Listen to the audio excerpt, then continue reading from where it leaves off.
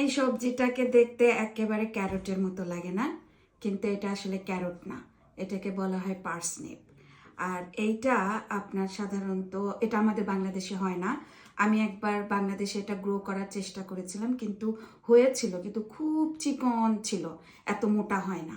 তাই এই সবজিটা যদিও ক্যারটের মতো দেখতে, এটা পার্সনিপ। আর এইটা সাধারণত ওরা খায় হলো ক্রিসমাস ডিনারে, রোস্ট করে খায়, তারপরে ওদের সানডে ডিনারে খায়, নিউ ইয়ারে। এছাড়া ওরা যেমন ক্যারটটা যেমন রেগুলার খায়, এটা ওইভাবে রেগুলার খায় না।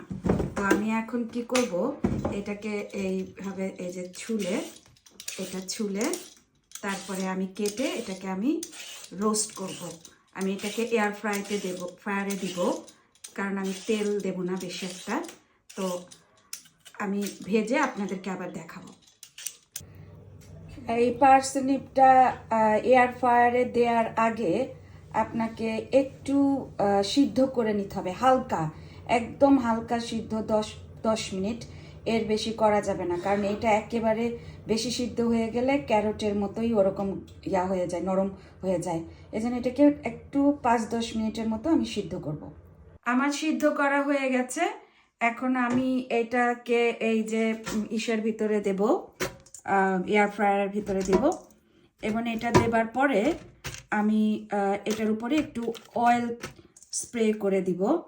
আর আপনি চাইলে এটার ভিতরে একটু দিতে পারেন, কি যেন বলে, ব্ল্যাক পেপার, কিন্তু আমি ব্ল্যাক পেপার পছন্দ করি না, তাই ব্ল্যাক পেপার আমি দিব না। এখন আমি একটু অয়েল স্প্রে করে দেবো, দিয়ে আমি এটাকে একটু হবে মা, অল্প একটু দিয়ে না, ডান। এখন আমি এটা মেশিনে দিয়ে দেবো।